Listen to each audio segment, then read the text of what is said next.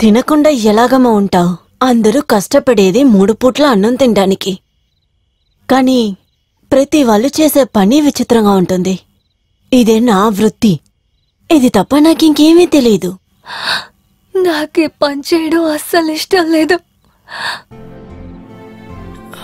వైశాలి, నా మాట విను.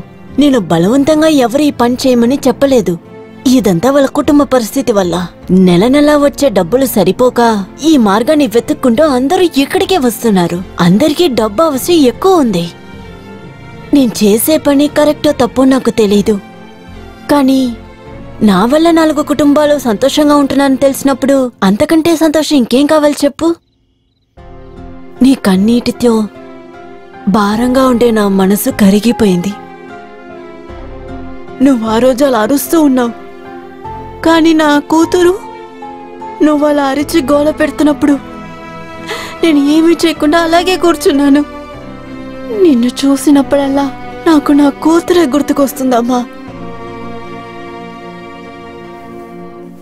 అందుకు నేనొక నిర్ణయం తీసుకున్నాను. నువ్వు ఈ పని చెయ్యక్కర్లేదు.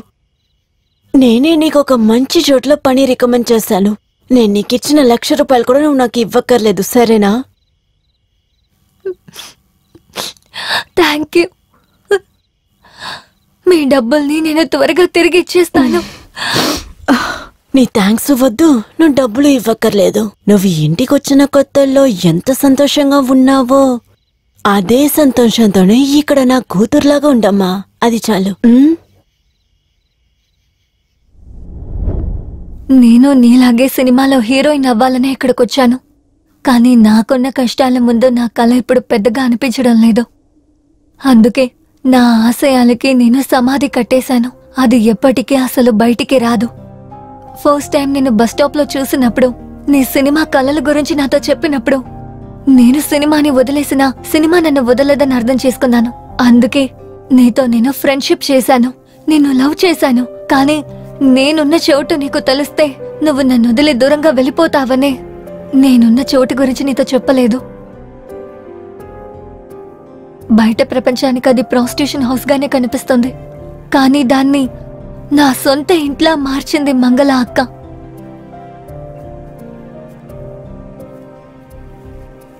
ఐఎమ్ సారీ వైషు, నేను నిన్ను తప్పుగా అర్థం చేసుకున్నాను. నువ్వలా అనుకోవడానికి నేనే కారణం విక్రమ్. నీ దగ్గర సారీ అడగాల్సిందే నేనే, నువ్వు కాదు. I'm sorry. వైషు, మంగళ ఆంటీతో నేను మాట్లాడతాను. ఇక నుండి నువ్వు అక్కడ ఉండాల్సిన అవసరమేం లేదు. నీకోసం ఒక ఇల్లు వెతుకుతాను, సరేనా?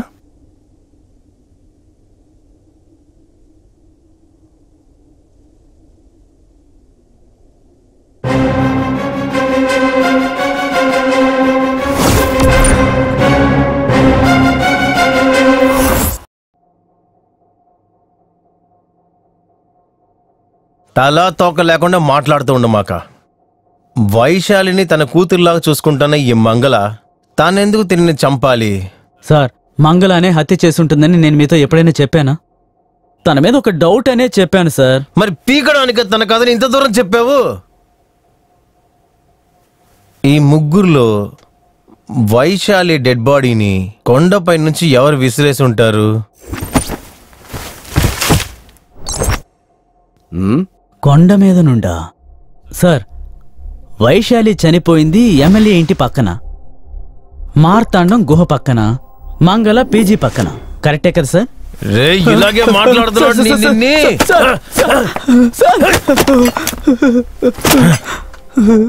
హత్య కేసుకి ఏదైనా క్లూ ఇస్తావని చూస్తే నువ్వు రాసే మర్డర్ కేసు కథ గురించి చెప్తావు నాకు. సార్, ఎన్నిసార్లు అని చెప్పాలి సార్? నా script out and out full commercial sir. వెదవా, ఒకే అమ్మాయి 3 చోట్ల ఎలా చనిపోతుంది? నాకు అదే డౌట్ సార్. ఎమ్మెల్యే ఇంటి పక్కన, మార్తాండం గుహ పక్కన, సిటీ సర్కిల్ పక్కన ముగ్గురు వైశాలిలు చంపబడ్డారు. ఒకవేళ మన వైశాలి కూడా వాళ్ళల్లో ఉండొచ్చనే చెప్తున్నాను. హత్య చేయబడ్డ 3 అమ్మాయిల పేర్లు వైశాలియే. అదే కాకుండా మనం వెతుకుతున్న అమ్మాయి పేరు కూడా వైశాలియే.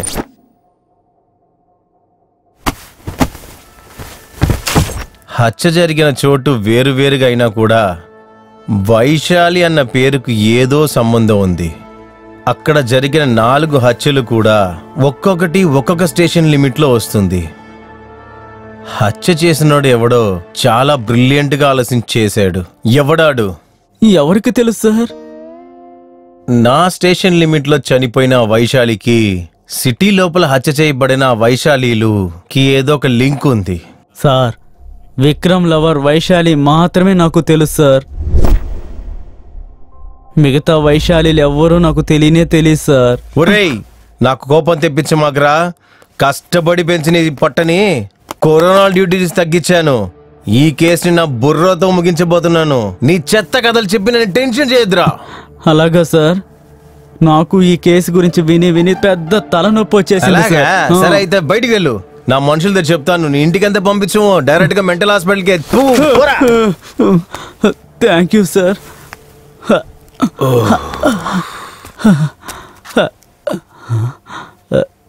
సార్ సార్ ప్రొడ్యూసర్ అపాయింట్మెంట్ ఇచ్చాడు సార్. నేను వెళ్ళి కథ చెప్పాలి. ఇంతసేపు చెప్పింది చాలదా? రే కృష్ణ సార్, ఎమ్మెల్యే లింగయ్య, మంత్రగాడు మార్తాండ, పీజీ ఓనర్ మంగళ, వీళ్ళ ఫోటోస్ అండ్ డీటెయిల్స్ కావాలి. Okay sir. నాకు వెంటనే కావాలి. Okay sir. తర్వాత వాళ్ళు ఎక్కడున్నా సరే ఎత్తుకురండి. అలాగే సార్.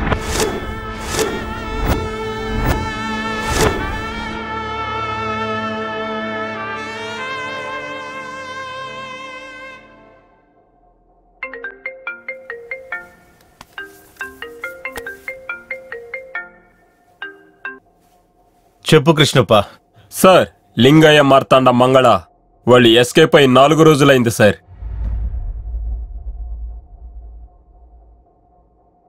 Something is wrong. పెద్ద క్రైమే జరిగింది. ఈ కేసులో నన్ను ఇలా పిచ్చెక్కించే ఆ సైకో ఎవరు? తను ఒక్కరోజు గుండెని రాయిగా మార్చుకుంటే బలి ఇచ్చేద్దాము. కేవలం తన ప్రాణమే కదా.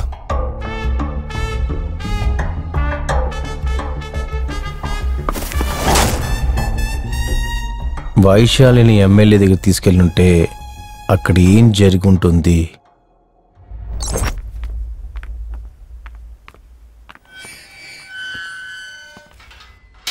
విక్రమ్, నన్నెందుకు ఇక్కడికి తీసుకొచ్చావు? నీకొక సర్ప్రైజ్ ఇద్దామనే. ఇక్కడ సర్ప్రైజ్ ఏముంది? రా చెప్తాను.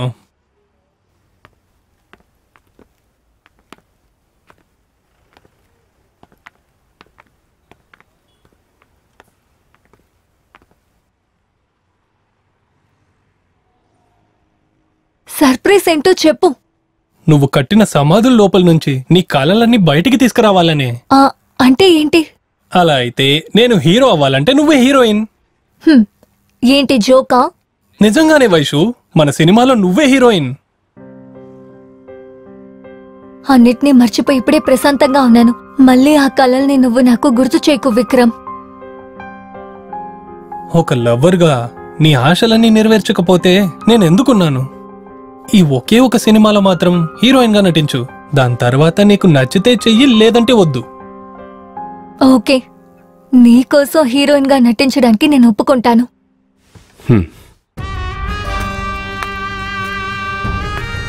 హాయ్ విక్రమ్. సార్ నమస్కారం. నమస్తే సార్. కూర్చోవయ్యా. నమస్కారం. నమస్కారం.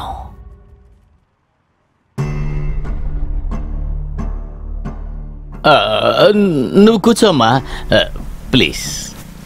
You are very committed person mister Vikram. Sir అవును సార్. మన సినిమాలో యాక్ట్ చేయడానికి ఒప్పుకున్నారా?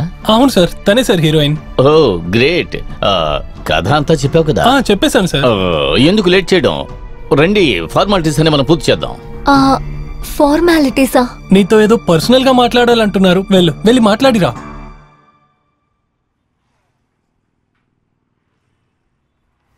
నీకేమైనా పిచ్చెక్కిందా? రా ఇక్కడి నుంచి వెళ్దాం. పిచ్చెక్కింది నాకు. చెయ్యి వదలండి. నా కోరిక తీర్చకుండా నిన్ను బయటకు వెళ్ళనివ్వను. చెయ్యి వదలండి. విక్రమ్, విక్రమ్ ప్లీజ్ నన్ను వదలండి. వదలండి విక్రమ్.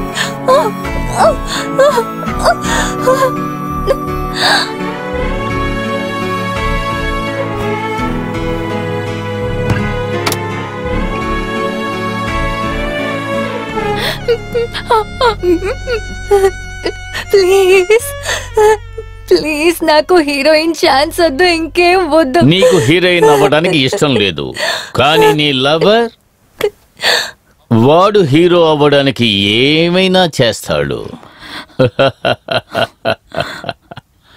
వాడు నీతో ఏమీ చెప్పలేదా? నేను వాడితో అన్ని విషయాలు చెప్పాను. నీ లవర్ ఒక్కరోజు నాతో పడుకుంటే నువ్వు హీరో అవ్వడానికి నేను ఇన్వెస్ట్మెంట్ చేస్తాను అని. పాపం వాడు మాత్రం ఎంతకాలమని ఛాన్సుల కోసం వెతుక్కుంటూ ఉంటాడు చెప్పు. ప్లీజ్. వాణ్ణి చూస్తుంటే నీకు జాలి కలగడం లేదా? నువ్వు నిజంగానే వాణ్ణి ప్రేమించి ఉన్నట్టయితే, నీ లవర్ ఇండస్ట్రీలోనే గొప్పవాడు కావాలని నువ్వు కోరుకున్నట్టయితే 10 నిమిషాలు నువ్వు నాకు కోఆపరేట్ చేస్తే చాలు. ప్లీజ్ ప్లీజ్ నన్ను వదిలేయండి. నీవేనా నీవేనా నీవేనా చెప్పు, కలలలో జతపడి తిరిగినది మోసమా మోసమా మోసమా ఈ ప్రేమ మధ్యలో వదిలి వెళ్ళినది. కన్నీరు ఆగదులే, కలలన్నీ కరిగెనులే, సిసలైన కారణము తెలుపెప్పుడు. నీవేనా నీవేనా నీవేనా చెప్పు, కలలలో జతపడి తిరిగినది.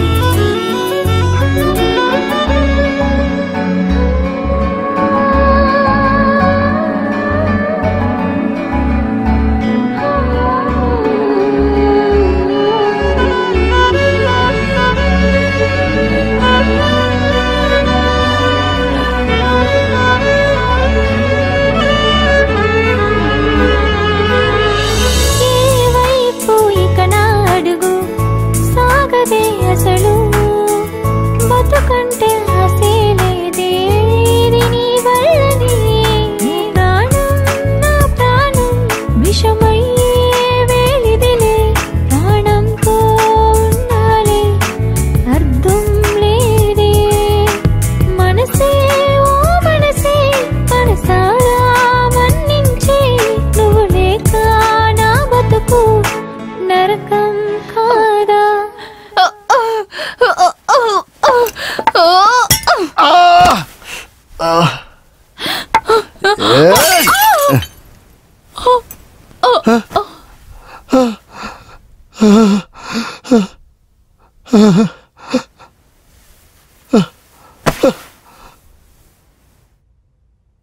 తన ఆశని తీర్చలేదన్న కోపంతో వైశాలి తల మీద బాటిల్తో కొట్టి హత్య చేసి ఇంట్లోంచి బయటికి విసిరేసి ఉంటాడు.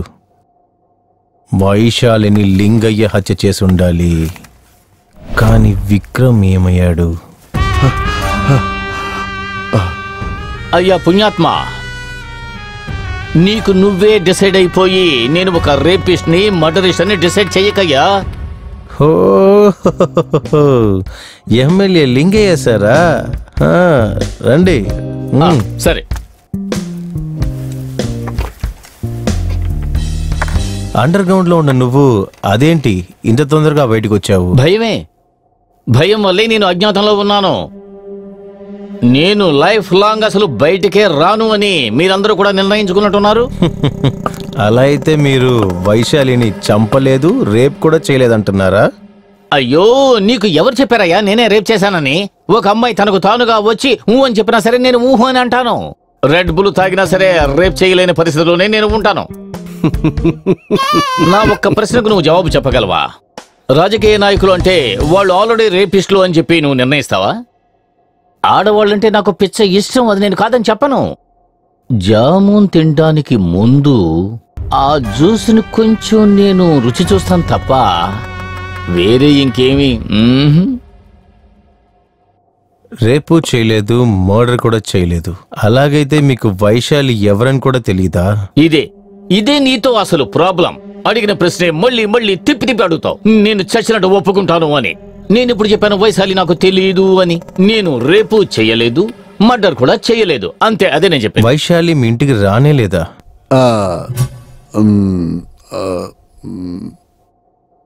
వచ్చింది. కానీ అక్కడ జరిగింది వేరు. సరే, ఏం జరిగిందో చెప్పండి. హాయ్ విక్రమ్, ప్లీజ్ కూర్చోండి. మీరు మా సినిమాలో యాక్ట్ చేయడానికి ఒప్పుకున్నారా? కథ అంతా చెప్పావు కదా, మరి ఇంకెందుకు లేట్ చేయడం? రండి, మనం ఫార్మాలిటీస్ అన్ని పూర్తి చేద్దాం.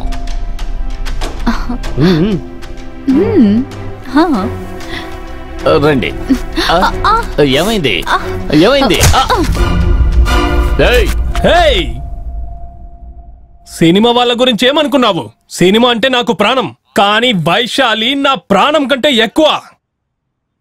నీలాంటి నీచుడి దగ్గరికి పంపిస్తానని ఎలా అనుకున్నావురా? ఛాన్స్ ఇస్తానని ఆశ చూపించి ఏమైనా చేయొచ్చు అనుకుంటున్నావా? నువ్వు వైశాలి కావాలని అడిగినప్పుడే నాకు అర్థమైంది నువ్వు ఎంత నీచమైనోడివో అని. నీకు సందేహం రావద్దని నేను వైశాలిని ఒప్పించి ఇక్కడి దాకా తీసుకొస్తానన్నాను. నువ్వు ప్రొడ్యూస్ చేస్తే మాత్రమే నేను హీరో అవ్వగలుగుతానా?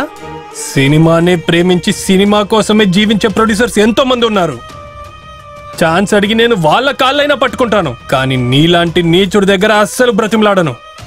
నిన్నిక్కడే పొడిచి పాతి పెట్టేయాలనే అంత కోపం ఉంది. కానీ నువ్వు ఒక్క దెబ్బ తిన్నా అది వైశాలి చెప్పుతో తిన్నావు కదా. నెక్స్ట్ టైం నువ్వు ఏ అమ్మాయి మీద ఆశపడ్డా వైశాలి చెప్పుతో కొట్టింది నీకు గుర్తుకొస్తుంది కదా. జాగ్రత్త. వైషు రా.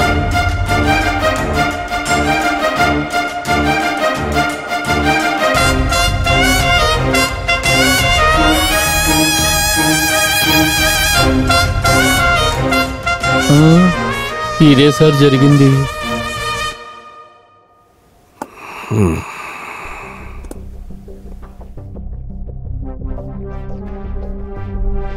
సరే, మీరు కొంచెం బయట ఉండండి, నేను పిలుస్తాను.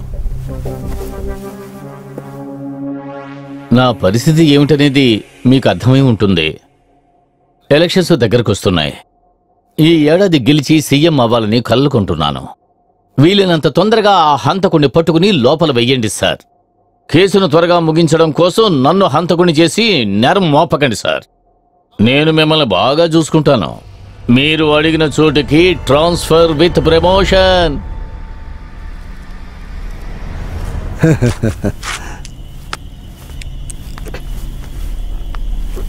సినిమా కోసం ఏదైనా చేయడానికి తయారుగా ఉన్న విక్రమ్ వైశాలి చేత్తో లింగయ్యనందుకు చెప్పుతో కొట్టించాడు. కేసు సాల్వ్ అయ్యే సమయంలో కన్ఫ్యూషన్ చాలా ఎక్కువగా ఉంది. ఈ హత్యకి లింగయ్యకి సంబంధం లేదంటే ఎవరు ఈ హత్యని చేసుంటారు? నువ్వు ప్రేమించే అమ్మాయి కన్యగా ఉంటే తనను నా తల్లికి బలిగా ఇచ్చి తన శరీరం నుంచి వచ్చే ఆ రక్తాన్ని నా తల్లికి నైవేద్యం పెట్టాలి. పూజ తర్వాత ఆ రక్తాన్ని నీకు నేను కుంకుమగా చేసి ఇస్తాను. బలి ఇచ్చేద్దామంటున్నాను. అలా అయితే లింగయ్యతో వైశాలి వెళ్ళిందంటే తను రేపుకు గురైందని అర్థం.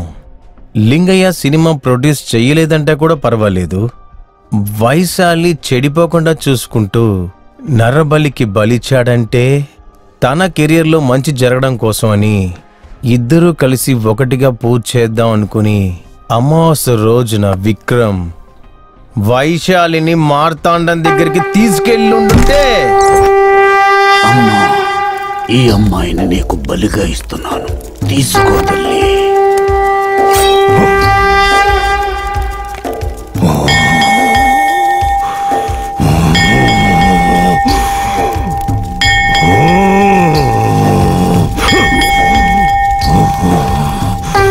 అమ్మా తల్లి మహంకాళి.